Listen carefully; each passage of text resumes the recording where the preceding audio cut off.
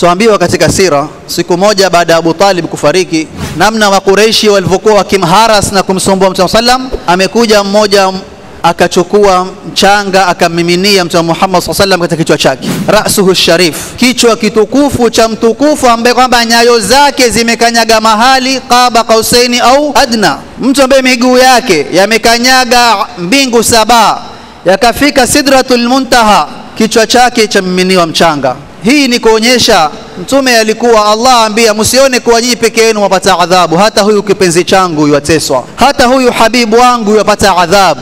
Kwa hivyo ilikuwa ni lisanu hal, kama anavyosema sallu kama raaitumuni usalli isbiru kama raaitumuni asbir, vumilieni kama mnavyoona mimi navumilia. Mkipigwa mawe mimi napigwa mawe, mkirushiwa tear gas mimi narushiwa tear gas, mkifanywa kadha mimi niko na nyinyi. Kichwa chake kimiminiwa mchanga, kiingia nyumbani kwake.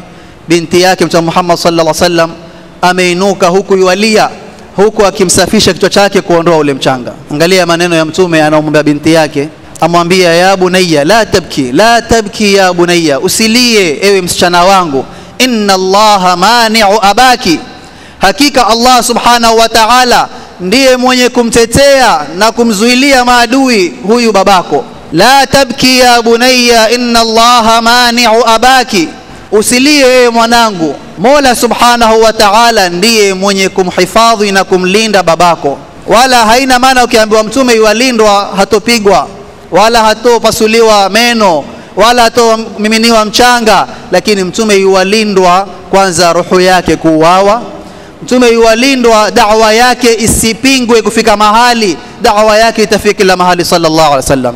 Wa imma manabii na Mtume Muhammad ndio wakubwa waliopatikana na mitihani ya kupigwa na kupasuliwa mdomo na kupasuliwa kichwa, waliotolewa damu, wote ni mitume, mpaka waliochinjwa wote ni mitume. Kwa hivyo mitume ashaddu nasi balaan, wao ndio watu wakali zaidi wanaopatikana na mitihani ni mitume, kwa sababu wawe mfano kwa wale wenye kuwafuata, wawe na subra kuwa huyu mtume wetu amepata mtihani, sisi tuvumilie.